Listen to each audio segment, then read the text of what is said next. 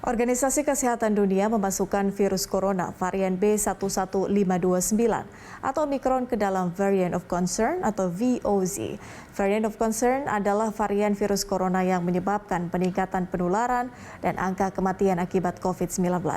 Bahkan varian yang masuk dalam kategori itu juga disebut memiliki kemampuan dalam mempengaruhi efektivitas vaksin. Varian-varian yang termasuk dalam kelompok yang dikategorikan sebagai variant of concern antara lain yakni varian Alpha, kemudian Beta, varian Gamma dan juga varian Delta yang saat ini yang terbaru adalah Omicron. Lalu sebahaya apa sebetulnya varian baru Omicron ini dan bagaimana mitigasi usaha yang dapat dilakukan? Kita telah terhubung bersama dengan Chandra Yoga Aditama, mantan Direktur Penyakit Menular WHO Asia Tenggara. Pak Chandra, selamat sore. Selamat sore, Patricia. Baik, Pak Chandra, apa yang bisa disampaikan terkait dengan varian baru ini, Pak? Apa sebetulnya yang paling mengkhawatirkan dari varian Omicron yang telah menyebar di Afrika Selatan ini? Jadi yang menarik adalah tadi kan Patricia menyampaikan bahwa ada Alpha, Beta, Gamma, dan Delta yang masuk sebagai varian of concern, sekarang dimasukkan lagi Omicron. Yang Alpha, Beta, Gamma, dan Delta pada waktu masuk sebagai varian of concern, bukti ilmiah sudah sangat jelas, gitu ya. Nah, sementara Omicron ini sebenarnya karena relatif baru, sebenarnya bukti ilmiah belum sepenuhnya bisa terjawab. Tetapi, nah ini ada tetapinya, ini memiliki mutasi yang sangat banyak.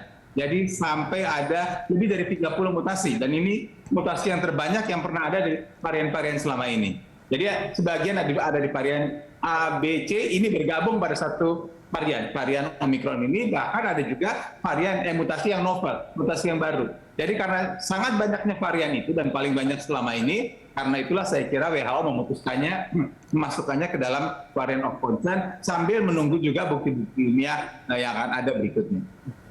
Pak Chandra, Omicron juga berpotensi menyerang masyarakat yang kemudian sebelumnya sudah pernah terinfeksi COVID-19. Bagaimana penjelasannya? Jadi begini, kalau ada varian baru, maka selalu ada 5 yang selalu ini. Satu, apa dampaknya terhadap penularan? Apakah makin mudah menular atau tidak? Yang kedua, apa dampaknya terhadap berat ringannya penyakit? Yang ketiga, apa dampaknya terhadap alat diagnosis, PCR dan rapid antigen? Yang keempat, apa dampaknya terhadap kemungkinan infeksi ulang? Dan yang kelima, apa dampaknya terhadap vaksin yang tadi banyak dibicarakan? Nah, sementara ini, karena ini baru varian of concern ini, yang sudah tampak adalah yang nomor satu, yaitu lebih mudah menular, karena data-data dari beberapa negara Afrika melihat bahwa ini cukup cepat menular, tapi kan datanya relatif masih terbatas begitu ya. Itu satu. Yang kedua juga sudah ada dugaan bahwa ini mungkin menimbulkan infeksi ulang, artinya orang yang sakit sudah sembuh dan kemudian sakit lagi.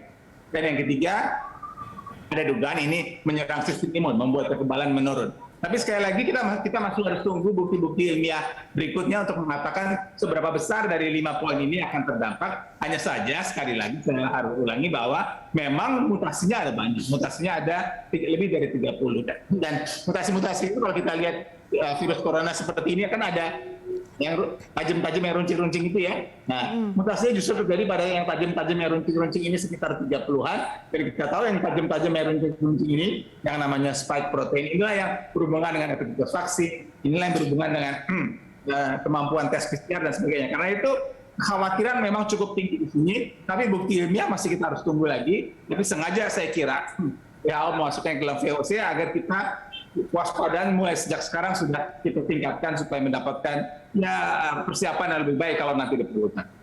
Pak Chandra, artinya vaksin yang sudah ada saat ini bisa dikatakan belum bisa menangkal varian baru ini, Pak? Atau seperti apa penjelasannya? Seperti saya sampaikan tadi, ini kan varian of concern, varian ini baru ya, baru beberapa hari umurnya dan baru dinyatakan sebagai varian of concern kemarin. Sehingga kita belum bisa secara pasti mengatakan apakah vaksin itu terdampak atau tidak, kita belum bisa secara pasti, dan kita juga belum bisa secara pasti mengatakan kalau terdampak berapa besar turunnya. Kita tahu misalnya varian Delta, itu juga efikasinya turun. Dibandingkan dengan varian Delta, maka varian Delta itu efikasi vaksin turun 10-15%. Tapi kan masih di atas batas, karena itu masih bisa digunakan. Nanti kita tunggulah hasil penelitian dalam beberapa hari ini atau beberapa minggu paling lambat, kita sudah tahu angkanya berapa persen penurunan, kalau memang ada penurunan terhadap efikasi vaksin. Tapi Pak, berdasarkan data yang kemudian atau kasus-kasus yang ditemui, kasus varian baru ini, apakah kemudian mereka yang terserang atau terkena penyakit varian baru ini adalah mereka yang sudah divaksin atau mereka yang belum mendapatkan proteksi dari vaksin? Bukan hanya Omicron sebenarnya, varian yang lain kan ada yang sudah pernah dapat vaksin kena juga ada yang belum pernah dapat vaksin kena juga ada juga. Jadi kita tidak bisa mengambil kesimpulan dari 1 atau 2 laporan kasus atau laporan kasus yang belum banyak seperti itu. Tapi memang dari laporan-laporan yang ada untuk Omikron ini ada yang sudah divaksin dan tetap terkena, ada juga yang belum divaksin dan juga terkena. Tapi sekali lagi, untuk yang bukan Omikron juga ada yang dapat vaksin tapi itu terkena, walaupun untungnya tidak menjadi berat, sementara yang belum divaksin juga ada yang terkena dan kemudian menjadi berat. Oke Pak, artinya ini lebih cepat menular. Apa yang harus atau dapat dilakukan oleh pemerintah, khususnya pemerintah Indonesia kemudian menangkal masuknya Omikron ke Indonesia? Kalau sambil kita menunggu bukti yang ada, saya mengusulkan ada 7 hal yang dapat dilakukan. Nomor 1 soal orang lain masuk ke Indonesia. Ada 3 poin. Beberapa negara kita tahu cukup banyak, saya kira lebih dari 10 sudah menutup penerbangan dari negara terjangkit. Saya nggak tahu Indonesia mau menutup atau tidak. Itu yang pertama. Tapi kalau toh tidak menutup, maka karantinanya jelas tidak boleh 3 hari seperti yang keputusan sekarang ini. Karantina seminggu atau 2 minggu begitu. Karantina harus cukup panjang. Dan yang ketiga soal orang luar negeri ini, orang dari luar negeri ini, saya sangat mengusulkan agar dicek riwayat perjalanan. Katakanlah orang datang dari Singapura atau dari Jazirah Arab, mesti dicek. Sebelum itu dia ke Afrika nggak? Gitu.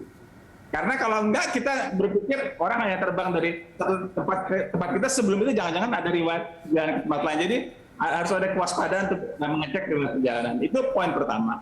Poin kedua, tes harus ditingkatkan. Karena sekarang katanya angka nasional sudah sesuai dengan standar WHO, tapi itu kan angka nasional. Harusnya setiap kabupaten kota angkanya sudah sesuai standar WHO. Yang ketiga yang juga sangat penting, Patricia, adalah pemeriksaan whole genome sequencing harus ditingkatkan. Saya cek barusan, Indonesia memeriksa 8.900. Afrika Selatan ini memeriksa 23.000. Padahal dia penduduknya cuma 59 juta. India memeriksa 80.000 whole genome sequencing. Jadi kalau kita perempat India, mesti kita bisa periksa 20.000 lah gitu ya. Itu yang ketiga. Yang keempat, kewaspadaan terhadap klaster. Jadi kalau ada beberapa orang yang sakit, karena di Afrika Selatan ditemukan juga dari klaster-klaster. Kalau ada beberapa orang yang sakit, yang berdekatan, itu mesti diwaspadai. Dan yang kelima, pemeriksaan tracing harus terus digalakkan. Kalau ada informasi bahwa 1 orang diperiksa 8 orang, mungkin tidak cukup ya, harus diperiksa sebanyak mungkin orang di sekitar kontak itu. Itu yang kelima. Dan yang keenam adalah vaksinasi. Vaksinasi harus ditingkatkan karena sekarang masih 55% penduduk kita yang belum divaksin, yang lansia barangkali sekitar 70% belum divaksin. Maksud saya belum divaksin memadai, belum divaksin 2 kali. Ini harus ditingkatkan, jelas harus ditingkatkan. Itu yang keenam. Dan yang ketujuh, karena ini masih ada perkembangan ilmiah, maka kita harus tetap tingkatkan keputusan berdasarkan bukti ilmiah yang ada. Jadi evidence-based decision making process. Itu 7 hal yang saya usulkan dapat dilakukan oleh pemerintah. Sementara untuk kita anggota masyarakat, 3 hal. Nomor 1, kita tetap melakukan protokol kesehatan, 3M dan 5M. Nomor 2, kalau ada gejala atau keluhan, atau ada kontak dengan orang yang sakit, apalagi orang sakit itu datang dari negara terjangkit, segeralah memeriksakan diri, melakukan tes PCR atau rapid antigen. Dan yang ketiga, kalau belum divaksin, segeralah divaksin. Ada satu yang terakhir yang penting sekali Mbak Leticia, karena sejak kemarin cerita ini beredar, maka banyak sekali berita di berbagai media dan terutama di WA begitu, macam-macam cerita yang keluar. Saya kira masyarakat perlu mendapatkan informasi yang benar, jangan sepenuhnya percaya di WA. Kita dengarkan informasi dari berita satu misalnya, sehingga kita mendapatkan informasi yang benar, yang sahih. Oke Pak Chandra, mungkin terakhir ini adalah terkait dengan bagaimana kemudian pemerintah juga masih menggenjot pariwisata. Kita kemudian mulai membuka diri terhadap beberapa negara begitu untuk masuk ke Indonesia. Terlebih khusus juga kita akan memasuki masa periode Nataru begitu. Ini yang harus dilakukan pada saat periode ini apa saja Pak? Ini kan Nataru ini tadinya dihubungkan dengan keputusan akan melakukan PPKM level 3 pada tanggal 25 Desember. Ya. Dan ini keputusannya sudah disampaikan beberapa hari yang lalu pada waktu 20 November. Dan waktu saya ditanya oleh teman-teman wartawan, jawaban saya 20, sekarang masih 20 November, 24 Desember itu masih lebih dari sebulan lagi. Lebih dari sebulan itu bisa banyak yang terjadi.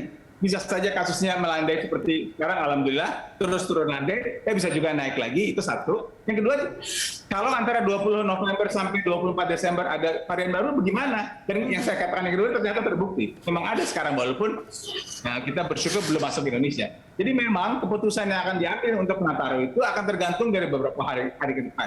Kita lihat perkembangan beberapa hari ke depan ini, apakah memang perlu PPKM level 3, atau mungkin lebih kuat lagi, atau mungkin lebih ringan lagi. Keputusan harus dijalankan secara berdasarkan bukti ilmiah. Apalagi ada pendapat yang mengatakan kalau diputuskan tanggal 24, ntar orang pergi tanggal 23. Tanggal 22 udah pada berangkat begitu ya. Jadi memang ada banyak faktor di sini. Tapi dengan adanya Omikron ini saya kira menunjukkan kepada kita bahwa memang COVID-19 ini masih labil, masih banyak dinamikanya yang harus kita ikuti secara ketat dari waktu ke waktu. Baik, artinya perlu konsistensi, sudah ada regulasinya, itu kemudian harus dilihat juga bagaimana perkembangan nantinya.